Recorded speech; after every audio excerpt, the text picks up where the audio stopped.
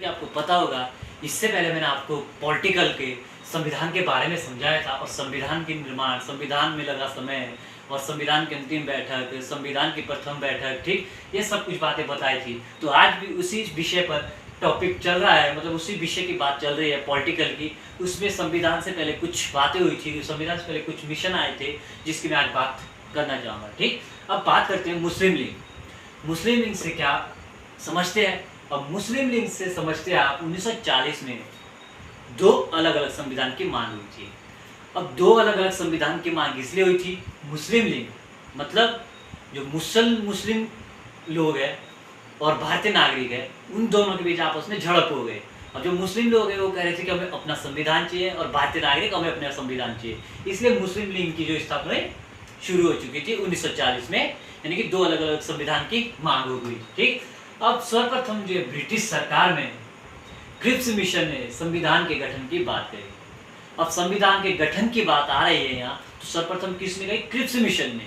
ठीक, अब इससे पहले मैंने आपको बताया था भारत में जो संविधान की मांग रखी थी, संविधान सभा की जो मांग रखी थी सर्वप्रथम, वो किसने रखी थी?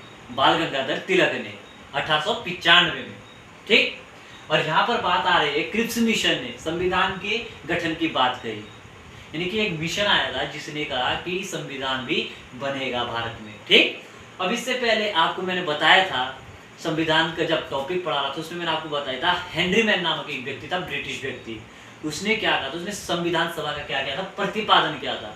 उसने कहा था कि संविधान सभा भी बनेगी और संविधान भी बनेगा। हर देश के लिए, हर नागरिक के लिए संविधान बनना आवश्यक है। ठीक, अब क्रिप्स मिशन के तहत संविधान के गठन की बात कही गई कि संविधान बनेगा और कैसे बनेगा। ठीक, अब क्रिप्स मिशन, इसमें जो शब्द आया है इसके बारे में मैं कुछ आपको बताऊंगा। अब क्रिप्स मिशन मार्च 1942 में भारत पहुंचा। ठीक, अब इसके अध्यक्ष कौन थे? स्टीफर्ड क्रिप्स अध्यक्ष थे इसके। ठीक, अब उद्देश्य था इसका क्या? क्रिप्स मिशन का इसका मेन उद्देश्य ये था, इसका मेन उद्देश्य ये नहीं था कि भारत में क्या है संविधान बनाया जाए। ये अपने हित के लिए और अपने लिए ये चाहता था बेनिफिट करना, यानी कि अपने को पावरफुल करना चाहता था। ये क्रिप्स मिशन जो आया था उद्देश्य, इसका उद्देश्य यही था कि द्वितीय विश्व युद्ध चल रहा था भारत में, मतलब द्वितीय विश्व युद्ध का दौर चल रहा था। ठीक, अब जब द्वितीय विश्व युद्ध का दौर चल रहा था तो ये चाहता था कि भारत के जो नागरिक है वो इनका साथ दे, इनको इस युद्ध में विजय बना। ठीक, क्योंकि भारत जो है इनका क्या था? औपनिवेशिक था, इनका गुलाम था, इसलिए चाहते थे जो भारत के नागरिक है वो इनको इस युद्ध में विजय दिलाए। ठीक, अब बात आती है द्वितीय विश्व युद्ध जब खत्म हो रहा था तो इस समाप्ति के बाद यह क्या रहा? असफल रहा। इनका जो कार्य था ये असफल रहा। ठीक, ये भारत के नागरिकों को अपने समर्थन में नहीं ला पाए और द्वितीय विश्व युद्ध में ये सफलता नहीं कर पाए। ठीक, जिसके कारण इन्होंने समाप्ति के बाद ये असफल रहा इनका मिशन और ना ये संविधान इनके तहत बनाया गया। ठीक, अब बात आई है द्वितीय विश्व युद्ध। अब जब द्वितीय विश्व युद्ध की बात आती है तो आपको सबसे पहले तो जानकारी होनी चाहिए द्वितीय विश्व युद्ध जो है कब से कब तक चला।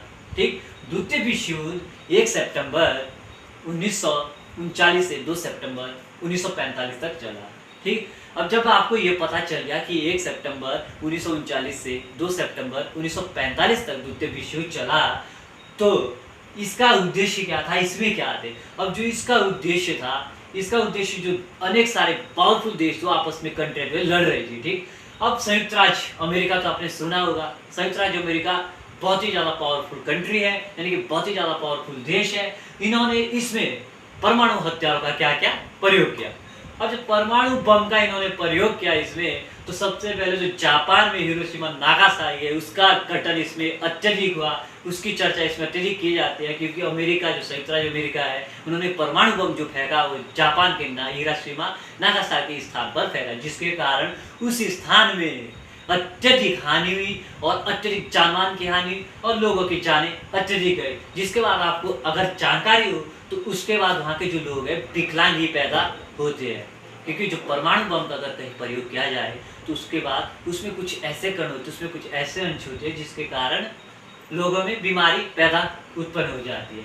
अब जब द्वितीय विश्व युद्ध की बात करें तो इससे पहले प्रथम विश्व युद्ध हुआ होगा। जब द्वितीय विश्व युद्ध हो रहा है तो इससे पहले आपको पता ही होगा कि प्रथम विश्व युद्ध तो फिर कंफर्म है या हुआ होगा। अब प्रथम विश्व युद्ध कब हुआ था? 28 जुलाई 1914 से 11 नवंबर 1918 तक प्रथम विश्व युद्ध चला।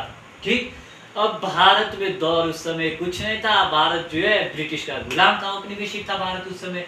अब औपनिवेशिक का अर्थ यह है कि जो पावरफुल कंट्री होती है, यानी कि अत्यधिक विकसित जो कंट्री होती है, विकासशील जो देश होता है, वो अपने से कम विकसित लोगों के ऊपर राजनीतिक सत्ता अध्यापित कर लेती है, राजनीतिक सत्ता स्थापित कर लेती है। और भारत भी उन्हीं में से एक था। उस समय भारत में इतने ज़्यादा परमाणु बम नहीं थे, उस समय भारत हथियार का प्रयोग नहीं करते थे ज़्यादा, बस यही था, लाठीचार्ज चलते रहते थे। तो जो औपनिवेशिक है, अब ब्रिटिश ने इनको गुलाम बना दिया, और ब्रिटिश चाहते थे प्रथम विश्व युद्ध में कि भारत की जनता उनका समर्थन करे। अब महात्मा गांधी का जब दौर आया भारत में, महात्मा गांधी जब अफ्रीका से भारत पहुंचे 1915-1916 में, ठीक, तो महात्मा गांधी जब भारत पर पहुंचे तो ब्रिटिश के जो उस समय बड़े बड़े अध्यक्ष थे, उन्होंने महात्मा गांधी से कहा कि हम तुम्हें आज़ादी दिलाएंगे, हम तुम्हारे देश को आज़ाद कर देंगे अगर तुम हमारी यह बात मान ले। अब बात क्या थी, उन्होंने बात महात्मा गांधी से कह दी कि जो तुम्हारे देश के जो जवान नागरिक है, जवान युवा लड़के हैं, उनको तुम हमारी सेना में भर्ती कर दो। अब महात्मा गांधी ने जब यह कहा, महात्मा गांधी जब यह सुना, तो महात्मा गांधी ने पूछा, मैं अपने देश के जो नागरिक है, अपने देश के जो नौजवान जो नागरिक है, उनको मैं तुम्हारी सेना में भर्ती क्यों करूँ, मुझे इससे फायदा क्या है। अब उन्होंने कहा, तुम चाहते हो कि हम तुम्हें आज़ाद कर दें। तो महात्मा गांधी ने यह बात कह दी कि हम आज़ादी चाहते हैं। तो उन्होंने यह बात हाँ में तब्दील कर दी कि मैं ये बात तुम्हारी स्वीकार करता हूँ, मैं अपने जो देश के नौजवान हैं उनको तुम्हारी सेना में भर्ती करूँ। और महात्मा गांधी ने वहीं से अभियान शुरू कर दिया। ठीक, अब जब महात्मा गांधी ने वहाँ से अभियान शुरू कर दिया, तो भारत की जो जनता है वो ब्रिटिश के जो दुश्मन है उसको ही अपना क्या समझते थे, दुश्मन समझते थे। ठीक, अब जब इतनी बात आगे पहुंच चुकी है, दुश्मन समझते थे, तो महात्मा गांधी ने अभियान चलाना शुरू कर दिया और भारत के जो युवा नागरिक है उनको ब्रिटिश सेना में भर्ती करने शुरू कर दिया, यानी कि लड़ाई के लिए उत्साहित करते रहे। ठीक, अब महात्मा गांधी ने जो क्रिप्स मिशन है उस प्रस्ताव को दिवालिया बैंक या चेक पोस्टेड की संज्ञा दी। अब इससे चेक पोस्टेड यानी कि ब्लैंक चेक की संज्ञा दी, क्योंकि महात्मा गांधी ने कहा जो इनका क्रिप्स मिशन प्रस्ताव है ये क्या है, पागल बैंक है, यानी कि लोगों को क्या बना रहा है, पागल बना रहा है, यानी कि ये इसके अनुसार संविधान नहीं बनेगा। महात्मा गांधी ने, मैंने आपको इससे पहले बताया था कि जो संविधान बनेगा, महात्मा गांधी ने 1922 में एक बात स्पष्ट रूप से कह दी थी कि जो भारत में संविधान बनेगा वो किसके तहत बनेगा, भारतीय के नागरिकों के अनुसार, कि नागरिकों को पूछा जाएगा कि संविधान बनाया जाए या ना बनाया जाए। इसीलिए महात्मा गांधी ने इस मिशन को दिवालिया बैंक या चेक पोस्टेड की संज्ञा दी थी। अब बात आती है कैबिनेट मिशन। कैबिनेट मिशन 24 मार्च 1946 को दिल्ली पहुंचा। ठीक, कैबिनेट मिशन जो है 24 मार्च 1946 को कहाँ पहुंचा, दिल्ली पहुंचा। ठीक, अब इसके तहत ब्रिटिश के 3 व्यक्ति आए या 3 नागरिक भारत आए, जिनका नाम था Patrick Lawrence, A V Alexander, Stafford Cripps. और स्टीफर्ड क्रिप्स के बारे में तो आपको मैंने इससे पहले बता दिया था कि स्टीफर्ड क्रिप्स जो है क्रिप्स मिशन के क्या थे, अध्यक्ष थे।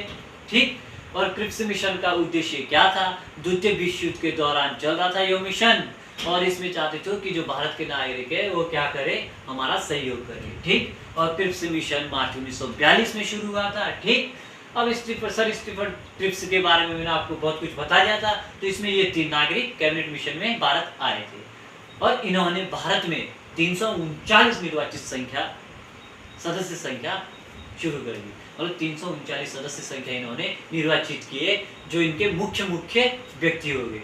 ठीक, अब इन 339 में से 292 तो ब्रिटिश प्रांत के थे, मतलब ब्रिटिश लोग थे, अंग्रेज भारत थे। ठीक, 292 लोग।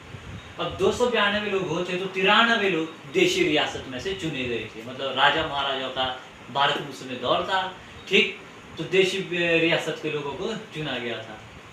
ठीक, और 4 कमिश्नरी, चीफ कमिश्नरी क्या थी, प्रांतें थी। अब बात यहाँ उठती है कि चीफ कमिश्नरी प्रांतें होती क्या है।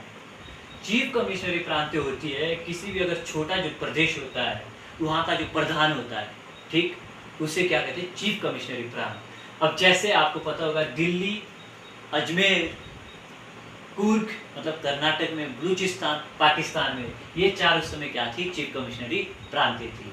यानी कि यहाँ पर जो एक प्रांत में एक व्यक्ति 10 लाख लोगों पर अपना अधिपत्य यानी कि अधिकार जमा सकता था। ठीक, उसके अधीन जनता चलती थी चीफ कमिश्नरी प्रांत में। ठीक, अब जब बात आती है तो इसमें जो निर्वाचित जो सदस्य थे 389 में से 389 में से जो निर्धारित जो सदस्य संख्या की थी उन्होंने, उसमें निर्वाचित जो सदस्य थे 296 थे, यानी कि 292 अंग्रेज भारत के यानी कि ब्रिटिश प्रांत वाले और 4 चीफ कमिश्नरी प्रांत के 296। अब बात आती है 93 जो कौन से थे, देशी रियासत वाले। अब देशी रियासत का तो आपको पता होगा, पहले से ये प्रथा चली आती थी कि अगर राजा है तो अगर राजा की डेथ हो जाएगी तो राजा का बेटा उसकी गद्दी पर विराजमान होगा, फिर राजा का बेटा राजा बनेगा, अगर उसकी डेथ हो जाएगी तो उसका बेटा उसका अगला अधिकार बनेगा, अधिकार ले लेगा। ठीक, तो इस प्रकार जो देशी रियासतें चलती रहती थी, इसलिए ये मनोनीत थे, ये निर्वाचित नहीं होते थे। ठीक, अब जो आज का टॉपिक है, आज का टॉपिक आपका इतना ही है। आगे में आपको संविधान सभा की बैठक के बारे में पढ़ाऊंगा। ठीक।